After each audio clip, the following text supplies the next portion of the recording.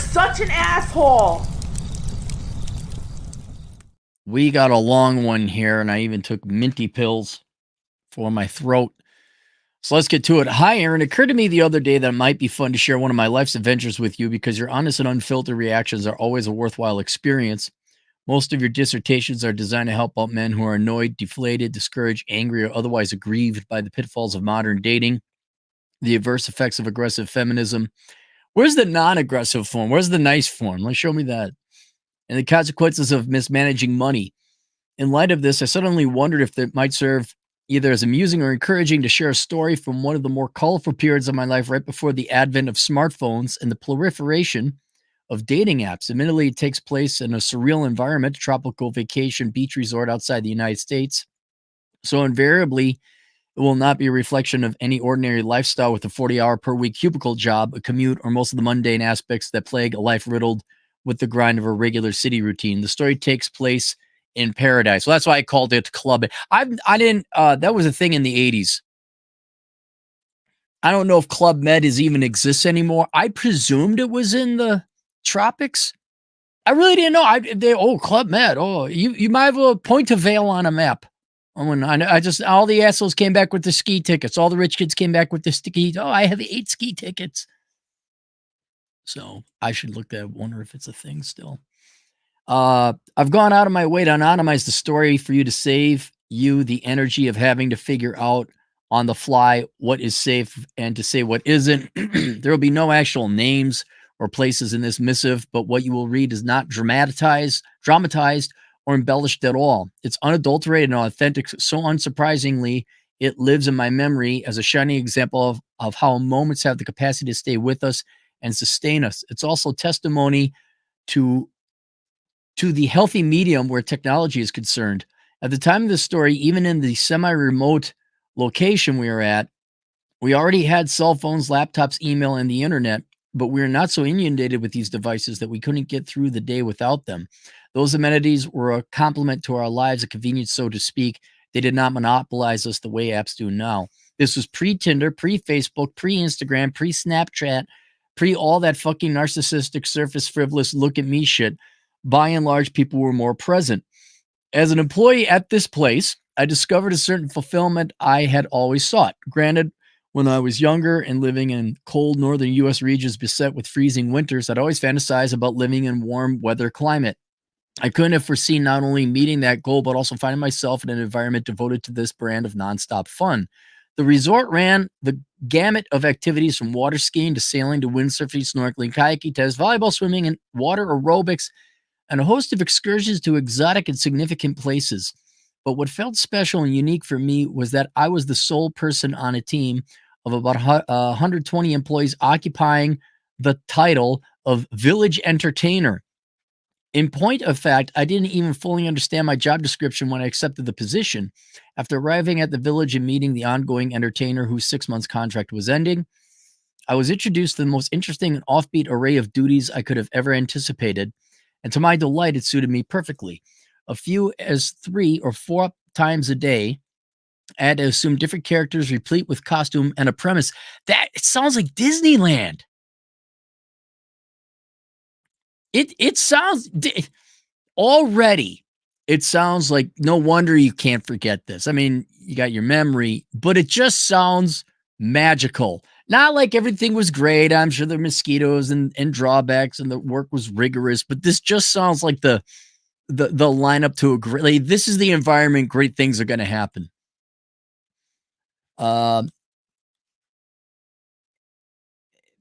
I was introduced to the most interesting and offbeat array of duties I could have ever anticipated, and to my delight, it suited me perfectly. As up to 3 or 4 times a day, I had to assume a different character replete with a costume and a premise and go forth into the village to entertain the 400 to 700 guests staying at the all-inclusive resort that week, covering a 20-plus acre stretch of beachfront property. The characters I did were often identifiable and iconic, and I would not only immerse myself in them, but tailor them to my personality, incorporate quirky twists to them, and use them to surprise, startle, amuse, and playfully embarrass the guests on occasion, which added up to a very high rate of success in making them laugh and opening a line of communication and pleasant rapport. While in character, I was legendary in staying committed to the routine, Nothing was half-assed on my part, and as a result, the inane humor mixed with being fully invested, I made a lot of people laugh. Conveniently, I was able to bring a lifetime worth of hobbies and special skills to the characters that made them more authentic. I would have loved to see it. So did people know it was an act, or were you like supposed to play the village wise man who knew all the places to go? Or were you the drunk bartender? I'm just like, did they know it was an act? I won't detail the characters because that might undermine the anonymity of it to a degree. But apart from guests telling me on the regular that I was the best village entertainer they'd ever seen at any of these resorts located. Okay, so it was kind of a known position. They also admired me for not being a silly attention whore who was always on like some of the clownish and generic entertainers they'd encountered in previous vacations at other locations. When I would sit with the resort's guests at our buffet-style restaurant for breakfast, lunch, and dinner, they appreciated that I was modest, mild-mannered, contemplative, and thoughtful person who was given to open up and be my real self. It offered me the opportunity to perform to the hilt when in character, but be on instantly personal terms as my grounded real self with mostly very nice people when I wasn't in character. As if this wasn't enough, I also sang and played guitar, so I was afforded multiple opportunities per week to share duties with the village musician, and that meant playing full acoustic sets at the resort's main bar for happy hour. And as it was our duty to also participate in theater shows most evenings of the week, I was able to perform some specialty numbers that I'd been honing for much of my life. In many ways, I was often in disbelief that I'd come into a job in an environment that was perfect as this. Hey, it is. It's the setup, man. Sometimes those planets align. Moreover, it was an age 18 and over village, not a family one. Therefore, I didn't have to worry about sanitizing my comedy routines for children. Rather, the general vibe of the resort felt like a sleepaway camp for adults, and everyone there was of legal age. As you might imagine, this formula was almost unquantifiable with respect to the efficacy it offered in meeting young single women on vacation who knew they were far from the judgmental confines of their real-world lives back home. And their husbands, don't forget that too. Meaning if they had an impulse, they were going to follow it. All of us as employees had our own private rooms, certainly less fancy or spacious than the guest accommodations, but comfortable nonetheless. So as long as connection was mutual, respectful, and discreet, there was no problem with fraternizing with guests. Boy, I bet you I'm imagining your employer was not a Western one, not an American one. I bet you like, we don't care, bang them all. How do you think I got to my position? So as long as no problem. On the strength of this impossibly fun job and regular green light hookup culture with young, attractive girls, I was having figurative flashbacks of Al Pacino in the iconic Scarface scene when he was looking out the window up at the sky with the blimp that read, "The world is yours." So fast forward to somewhere around 9 months into this dream job of mine. By this point, I learned the ropes and had a multitude of characters that were fun, funny, effective, often physically grueling too under the heat in the tropical sun. So burning calories and staying fit was part and parcel of the job. My notch count went from a modest number due to previously living my life in an overly selective, almost pathological conservatism. Oh, you said northern United States, right? Like the upper Midwest, sex is bad, even if you're an atheist. To surpassing most of my friends' lifetime body counts in a matter of months, even though I'd been sexually active much longer than I had. Around this time, I had breakfast one morning with a girl who entrapped me. Out of vicarious curiosity, she was explicitly asking for details of a salacious nature and said that none of the other employees would talk to her about hookup encounters. Those employees were actually quite smart. I foolishly gave in and shared with her a couple. Oh, darn it. Was it a journalist? I bet she was a journalist. Those employees were actually quite smart. I foolishly gave in and shared with her a couple of stories of my sexual exploits in previous months, and she used it against me. She actually complained to my boss, and super cool though he was, as both manager and friend to me, he was forced to have a discussion with me about it and warned me against indiscretion. There's always a Karen. They existed back then. People just can't be having sex and having fun. My God. I've been too trusting with this woman, and in a restaurant setting at that, where the subject wasn't appropriate. As a chill ran through my body, the fear of putting myself in poor stead with my higher-ups overcame me. I resolved to be on my best behavior for the foreseeable future.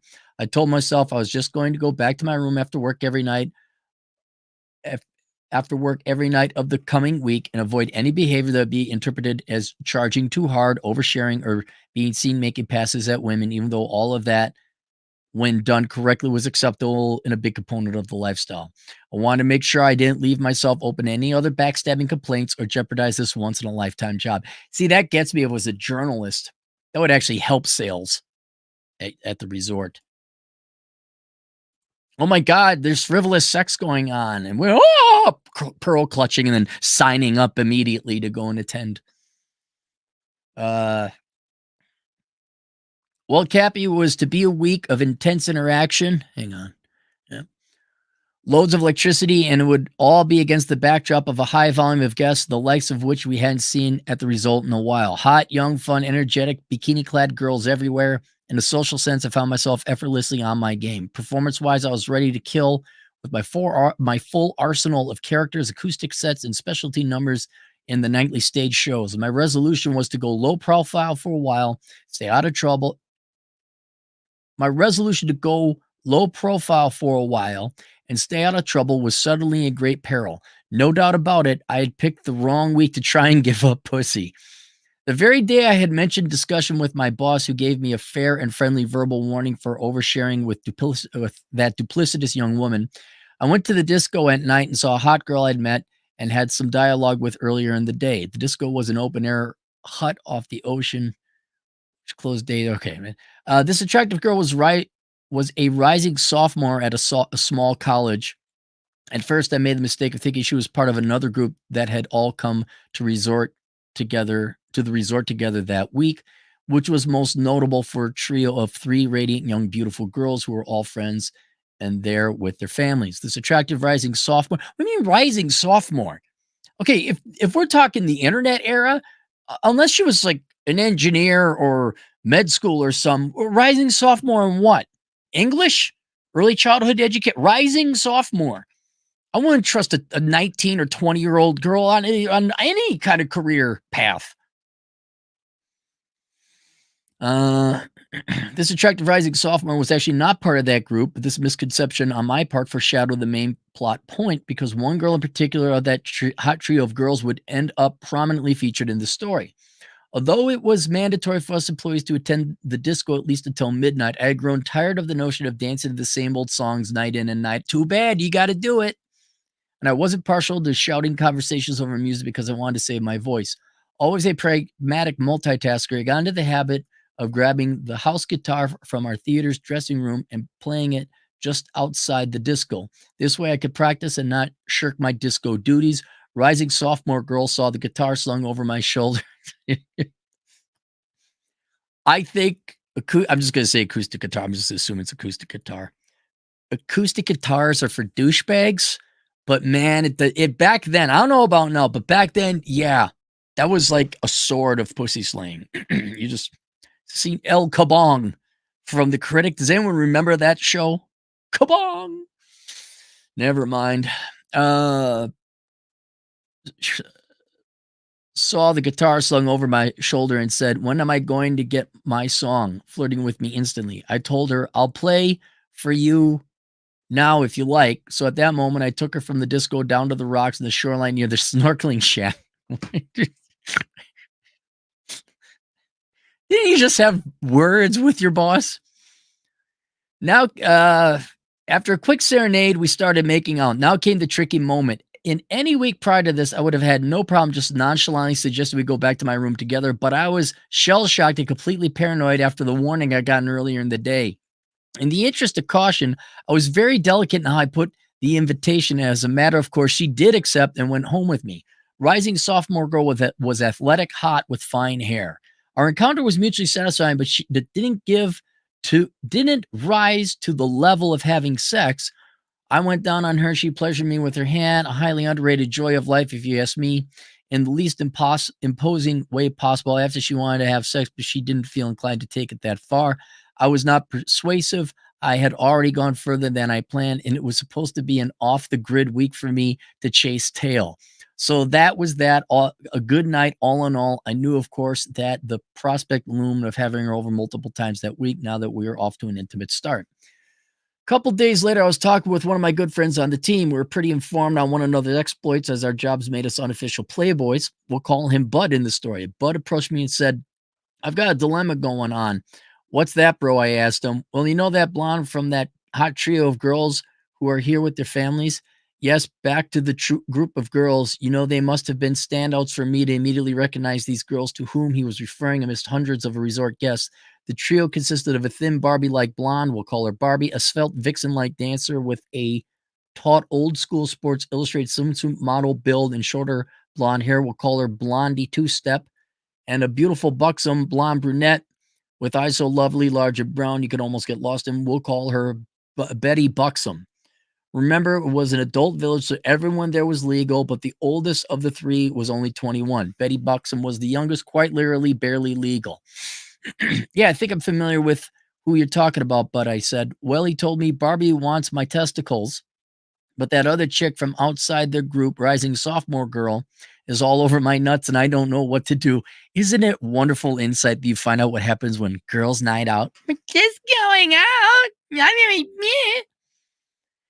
Barbie seems cooler and I'd like to spend the whole week with her, but this other gal is really ready to go home with me right now. I figured I'd ask what you think, Bud said. Well, Bud, considering that my face was buried in rising sophomore girl's crotch on Sunday night, I don't know how I feel about endorsing that option.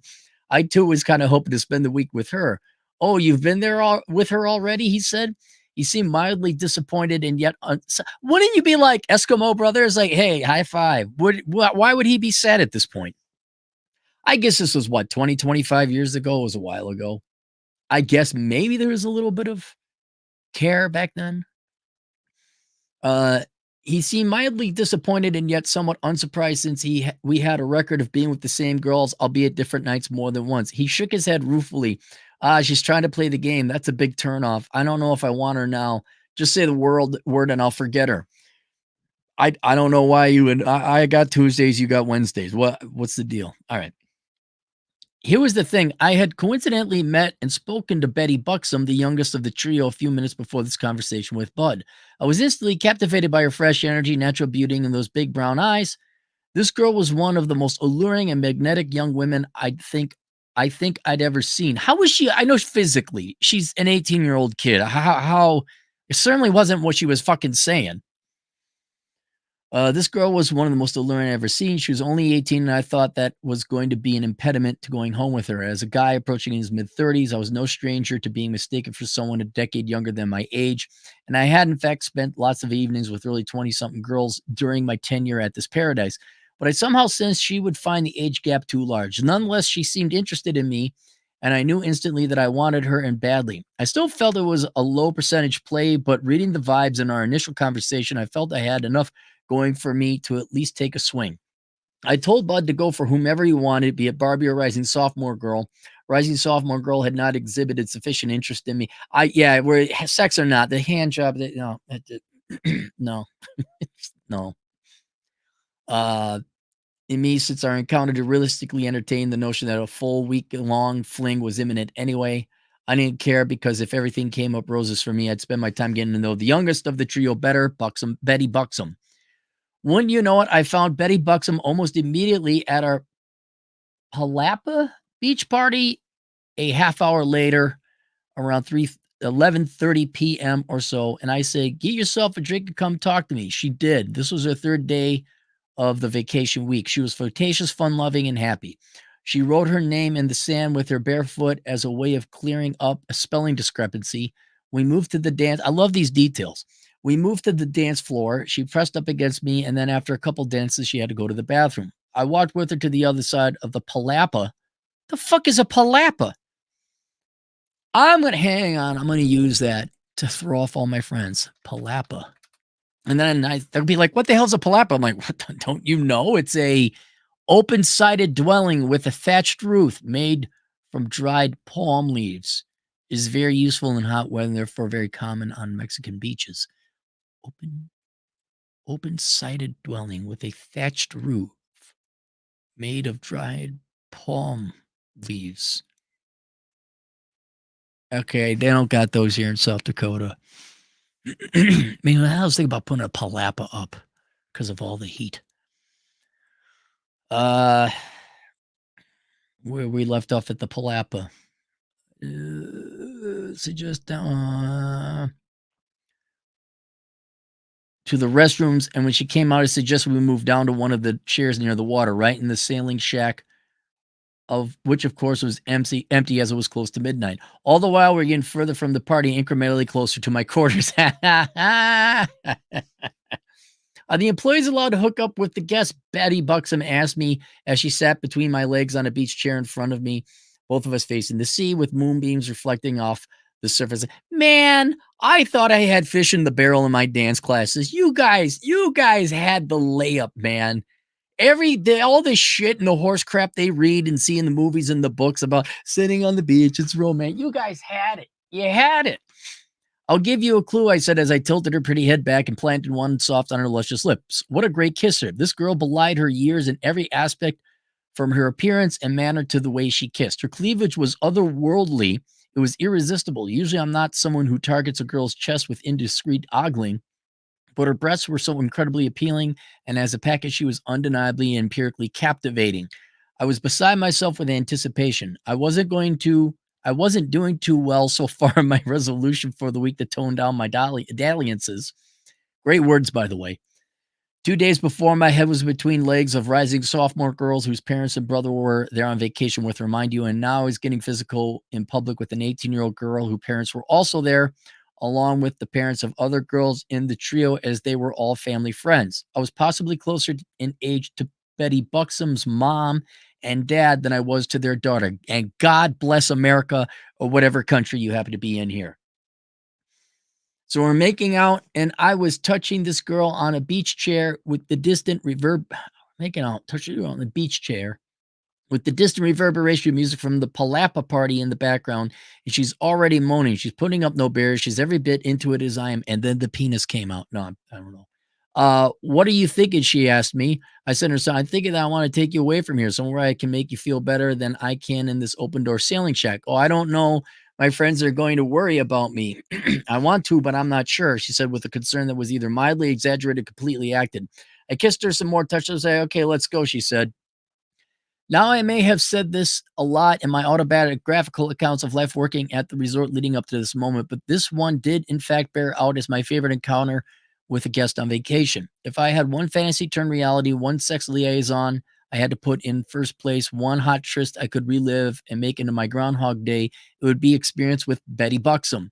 We got back to my room. There was instant fusion. When I got her out of that top, my jaw dropped as her natural ample breasts greeted me like two columns of light from heaven.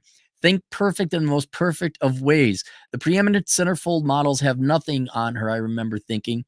So to be clear, if I wasn't enraptured now enough by how pretty and playfully coy she was, her body was equally something to dream of a dream. Her midriff was in fact not waif thin, but it did nothing to diminish how hot she was. And talk about sexual responsiveness. Let's see, how do I say this while maintaining proper respect? Her pussy looked like a ripe peach and tasted like a starburst. She didn't leave anything to guessing as to how it felt either. Once we started making, this sounds like a Harlequin romance thing here. Once we started having sex, you should write for women, don't write for guys. Once we started banging, smashing, she became even more vocal, more flattering, more complimentary, more serious. And unlike a couple of freakos I'd previously been with, whose overwrought, sultry, and the extreme smutty, over-the-top, dramatized, cliched, and tacky, dirty taught, and made me roll my eyes, Betty Buxom was the delightful contrast to that theatrical nonsense with romantic superlatives and sincere moaning. It became an instant highlight of my life, emblazoned in my memory, and if I'm going to be honest, in my heart too. When it was time to go, I escorted her from my room back to the hub of the village where the party was still audible in the distance, and the palapa where the lower frequencies of the DJ's music could be heard. As we stepped onto the sole road that ran the entire resort property and prepared to head back to the heart of the village, activity from the slightly remote employee living quarters, which were partially buried in the palm trees, I had the impulse to pause and take in the moment for a few immortal seconds. Standing with her under the soft glow of the neighboring street lamp, yeah, feeling the warm tropical night air washed over us in the gentlest of breezes, and relishing the post-release thrills we provided for one another. I looked at this young, gorgeous woman and sincerely felt the epitome of romance. We kissed once more, technically in a public area, but still far from view. I couldn't believe how this chance meeting with an otherwise implausible age gap had culminated in a perfectly sexual encounter on the first day of me. Oh, that's because everyone else told you it was verboten. I mean, come on, well, you're in your 30s. I'm going to imagine younger 30s. And she's 18. That's not the end of the world. I mean, that happened very commonly not all that long ago. It was, in fact, pure infatuation. Oh, wait. It culminated perfect sexual encounter on the first day of meeting. It was so easy to suddenly contextualize it as love. It was, in fact, pure infatuation, but where freezing moments in time are concerned, moments pregnant with meaning and feelings that manifest in the pit of your stomach. This was a beautiful one. Obviously, I had my way. I would have spent every subsequent night with Betty Buxom until she and her family and friends left the village 5 days later. It did not come to pass. Mind you, she had dispensed some very sincere compliments to me regarding attraction and compatibility and explicitly told me it was the best sexual experience in her life. In fairness, she hadn't had many, so I didn't think I'd have much competition from there on. But in spite of my 2 day-to-day activities with girls being almost constant, I still had to learn a lot about women's fickle nature. The next night included a show where we employees got the guests involved in the stage numbers, be they comical or dance-oriented. I got Betty Buxom involved in a sketch that I'd written where it actually opened us under a sheet on a bed, feigning making love, mimed to comical moaning, playback pumping through the speakers. This was on stage in a full theater of guests, which included her parents. The real comedy for me was that her parents were likely shocked by the tongue-in-cheek, lewd nature of the show, but probably just wrote it off to the vibe of the village and dismissed it as vacation resort theater antics, wherein I reveled in the secret that the night before she and I had been engaged in a real thing, a secret she kept from me and still to this. I always like it when you meet their dads. Yes, I banged your daughter. You don't say that. Oh, nice to meet you. Yes, I banged your daughter. I failed to take her home with me that night. At the disco, a 19-year-old punky, lanky kid was all over like a bum on a bologna sandwich. And it wasn't just any guy. It was the brother of one of her trio of friends, Barbie. Every time I tried getting near her, Barbie's brother was there with his full court press. You think he was playing her in man-to-man coverage during the 2-minute drill. He was right up on her and unrelenting, and it was becoming more and more difficult to determine if this was attention she wanted or not.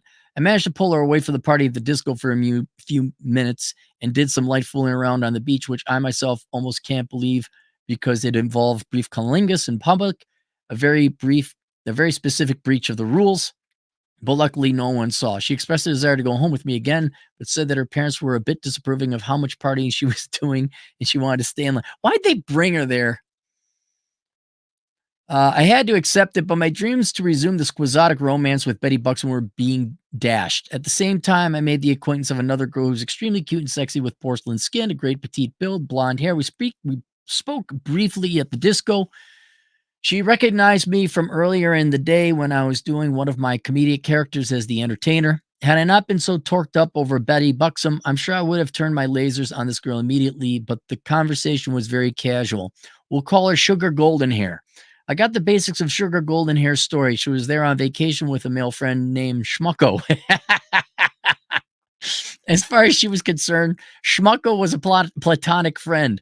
But Schmucko had designs on wooing her by taking her to this vacation resort on his dime, thinking that getaway would spark a romantic reaction with her from her. He was wrong. Yeah, he's the friend zone. Here's the simp. Simp, enter stage right. So wait, Sugar Golden Hair, I said, you're here with a guy and you're not a couple? He's in love with you, though, isn't he? He sort of is, she admitted. You came on a trip to beach paradise with him where he's not going to get anything from you except frustration and disappointment. She smiled a grin of acknowledgement because she knew it was true. There you go. There you go. This guy is roughly my age, I got to imagine. We're here to help you, boys. And did he pay for your trip here? I continued. Most of it, she said. Oh, it just gets worse and worse, I said in playful condemnation. I sensed mutual interest between us, but I knew that if I had made moves on Sugar Golden Hair, it might trigger an already irritated schmucko, and I didn't want to deal with fallout or complications. This was supposed to be a week of good behavior on my part. See, it's stuff like this that makes me believe God exists. Okay, I'm not going to do any. You're right. That was bad of me to do that. And then God says, I'm going to give you all the temptation in the world. I was also a bit downtrodden about my declining fortunes with Betty Buxom. The next day, it started to look more and more like Betty Buxom was just not going to happen again. I'd heard she ended up going home with Barbie's brother anyway. It was my day off, and as I sat in my room, I encountered with her from 2 nights earlier, along with my longing to be with her again, inspired lyrics to a new song I had been working on. Oh, there was a little beta still left in you, huh? I'd already had a chord progression, and I put almost all the words down to this day. By nighttime, it was clear she wasn't actively looking for me, and I decided to drop it all together and see if I could get things cooking with Sugar Golden Hair, pending the situation with Schmucko. She was no slouch, Sugar Golden Hair. I ran into her at the buffet restaurant during dinner and asked her if she wanted to hang out that night. She said yes. So much for treading lightly. As we sat together with her platonic friend, frustrated man friend at the dinner table, the two of them got into an argument. More specifically, Schmucko got into an argument with her, which she was trying futilely to diffuse, suggesting they talk in private later rather than make a scene. But he freaked out and walked away. There's your opening, buddy. God just keeps planting temptation in front of you. Then he came back and left the second time. I figured if she and I were going to hang out, I'd better take her away while the coast was clear, so we left the restaurant through the back door in an effort to avoid Schmucko. It's almost like a video game could be made of this. I'm playing Diver Dave. I'm imagining a lighthearted, you got to avoid the guy who's been friend zoned. You got to avoid the parents. Got to look out for the boss. Came up with the idea of walking to avoid Schmucko entirely. I came up with the idea of walking along the water's edge in near darkness. I figured better this than to walk down one of the main road, then ran through the village towards my room, because that would mean marching right past most of the guest housing in plain view. If Schmucko happened to be outside his building, pouting and awaiting her, it would have looked pretty bad to see her with me heading home together. As I write this, I realize it must seem to you that life at the vacation resort was deeply rooted in a lot of physical contact and instant gratification. You would not be wrong. Rapport that might have otherwise taken weeks or months to manifest into sexual congress in the regular world or in routine city life might have taken a day or two in this environment, sometimes mere hours. It's because they're on vacation. The girls, you also had to be a pretty good looking man, I'm just going to assume. The girls they wanted to have sex. That's it. Nothing wrong with it. Nothing wrong with it. But it shows you how much they control that aspect of life. They too are on you're going to be there longer than they are. They're on an even quicker schedule. The shortest time span I experienced from meeting a girl to being inside of her was 1 hour. That's just an aside to paint a picture of this climate for you. So anyway, Sugar Golden Hair and I got to my place and we watched an episode of Friends on DVD, and then I put my head between her legs. Then we had sex and she gave me head. Mind-blowingly good head. Some of the best I've had in my lifetime, and that included the 9-month run-up to this experience at Beach Paradise, where sex and sex play was frequent. This girl was talented, so we walked back in the direction of the village after our naughty little endeavor, and wouldn't you know it, my timing was for shit since I was hoping to be low-key.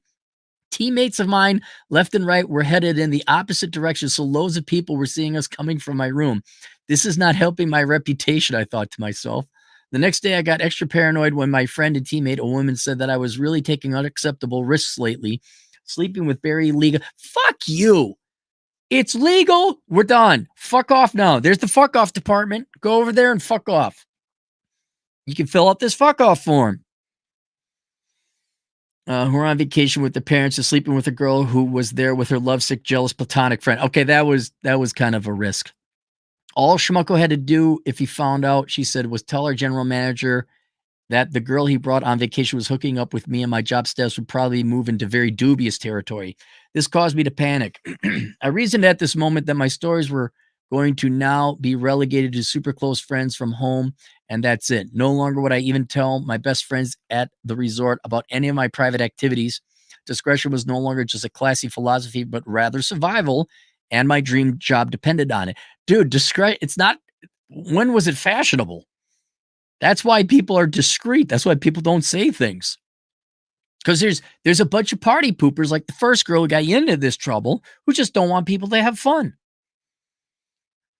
So Sugar Golden Hair and I continue to have our dirty little fun by night and day without Schmucko knowing, but her coming over was always a stealth affair. She hadn't even seen Schmucko in a couple days and wasn't sure where he'd gone, but we weren't taking any chances. We didn't walk to my place together for fear of being seen. Rather, we would just meet there. And all the while, we're having a great time as our sex legacy was building, but I still had Betty Buxom in the corner of my eye. Then on Betty Buxom's last night, a few hours after I had had an afternoon bang with Sugar Hair Golden Girl, I saw Betty at the bar.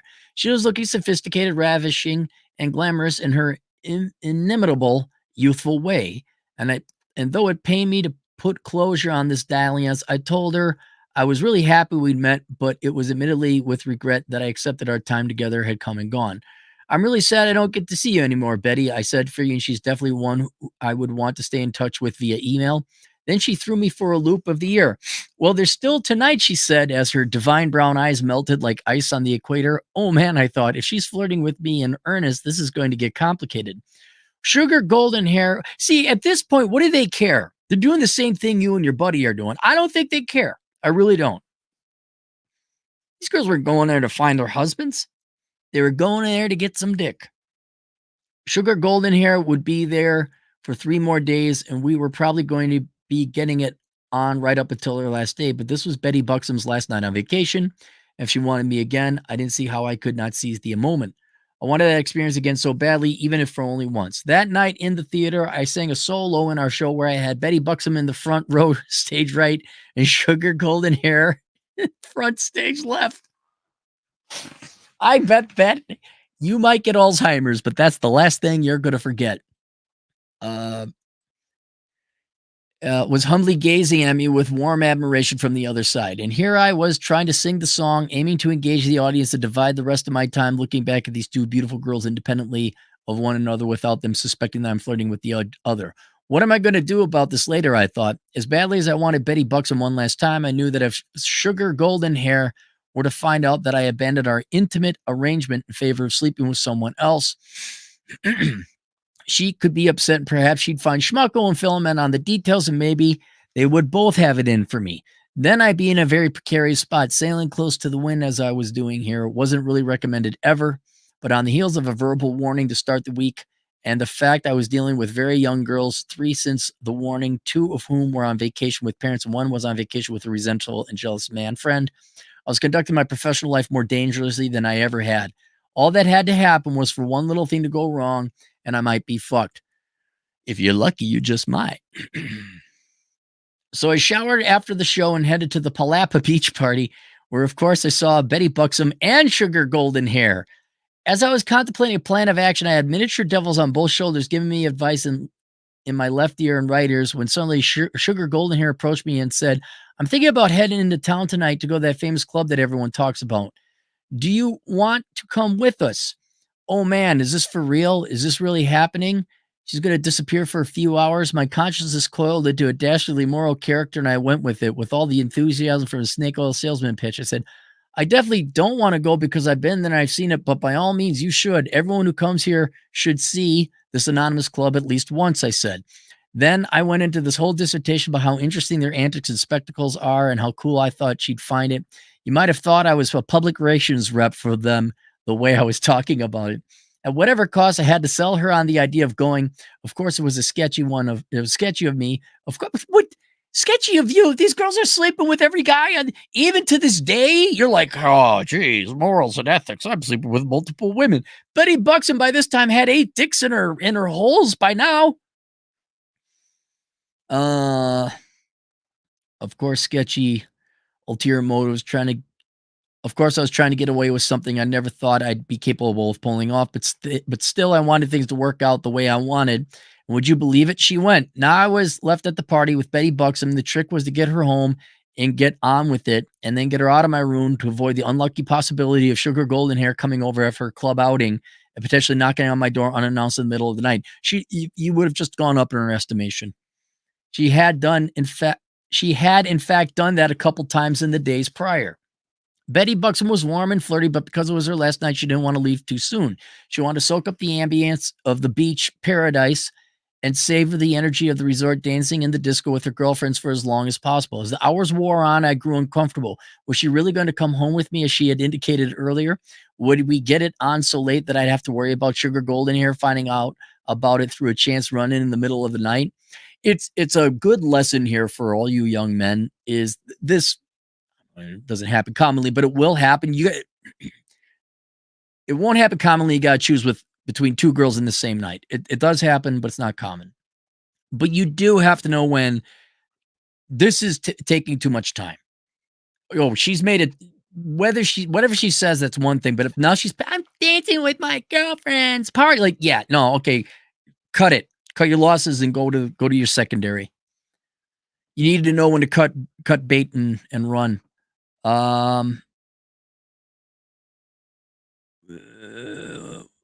We would get it on so late that I'd have to worry about Sugar Hair finding out about it through a chance run in the middle of the night. I figured it wasn't going to work, so gently suggest for a fourth time that we leave together.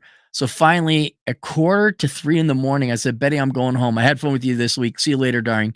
But I wanted to go with you, she said, head cocked back and pouty fake. Well, I said unaggressively, I've already invited you about 3 times. Okay, I'll tell my friends I'm leaving, she finally said. Props. Treat them rough and you'll get your Sacha Baron Cohen's Ali G. So the tension wasn't over just because we're on the way home. I now had to hope that Sugar Golden Hair wouldn't be returning in a cab from the club during the walk Betty Buxom and I had to take to get to my room. Remember, there's only one road in the village. I didn't know that.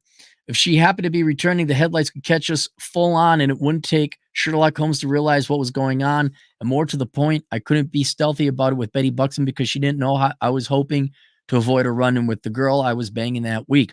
I had to just hope we'd arrive at home without any cars coming our way. And then, damn it, a car. A cab rounded. Couldn't you have gotten a cab to your place?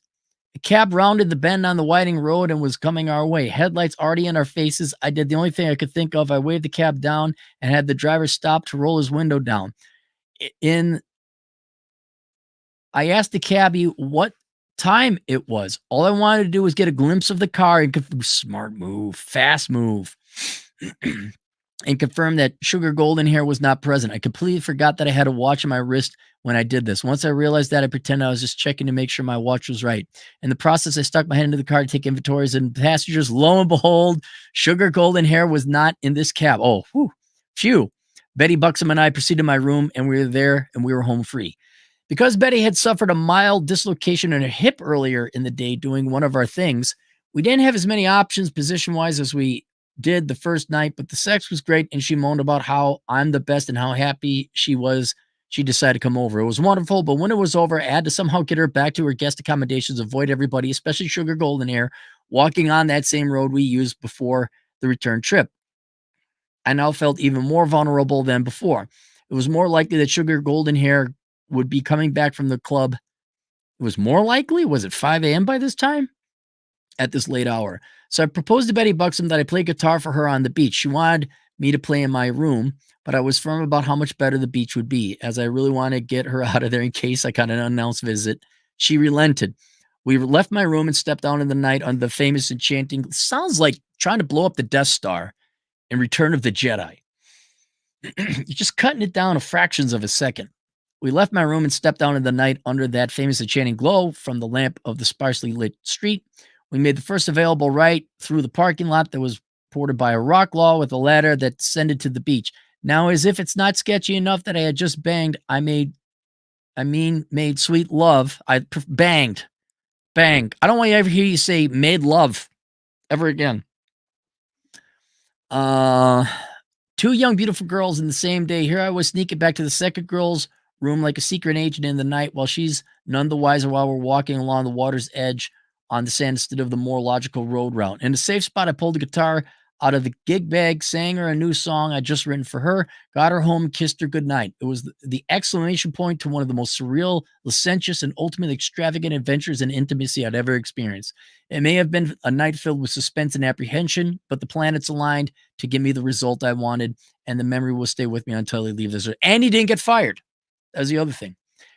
After Betty Buxom departed with her big group the next day, another friend of mine, Buzzkill from the sports team, told me he'd banged her 3 times. You're worried about these girls. What would they think? Damn, so it wasn't only Barbie's brother, but Buzzkill got her too. I was surprisingly only mildly bothered by this. Resort living in a tropical vacation climate certainly desensitized me to things that would have disturbed me tremendously in the past, such as a jealousy impulse. I continued my fun time antics with Sugar Golden Hair for the duration of her stay. She never found out about Betty Buxom. We continued our overly cautious protocol of not being seen going to my room together, but I would eventually find out that it wasn't necessary anymore because Schmucko had packed up and left the village days before his vacation was supposed to end due to being so resentful and bitter from the rejection he faced. I even saw Sugar Golden Hair again months later for a multiple day stay in a city hotel back home when I was on vacation for Paradise. Betty Buxom and I began writing one another, and she expressed the following sentiments. Hey, baby, I hope you had a good day off today. I wish I could have been there. Well, I just wanted to write and say, hey, and that I'm thinking of you. I've got all my pictures back today, and there are a ton of us. So cute. I'll never forget my time spent with you. Sorry, I know I'm getting all sappy, but I'm so depressed. I just feel lost now that I'm home. I'm going back to the resort, and that's that. Hee hee. Well, I'm sure you found another girl. Just don't forget me. Please write back. Love always, Betty Buxom. I wish I would have been with you more when I was there, but I got scared that I would get too Oh, there's a second one from her. I would get too attached and then be hurt when I came home. But funny how that happened anyway. Yeah, meanwhile, she's banging all these other guys.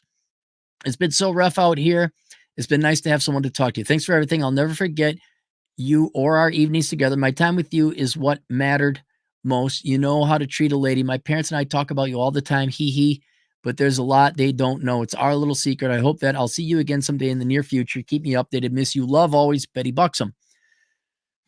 There's a temporary anticlimactic addendum to the story because Betty Buxom returned to the village about 7 months later for another vacation. My mistake was to anticipate it with a sense of traditional romance as if it was a foregone conclusion that we'd spend every night of the week together.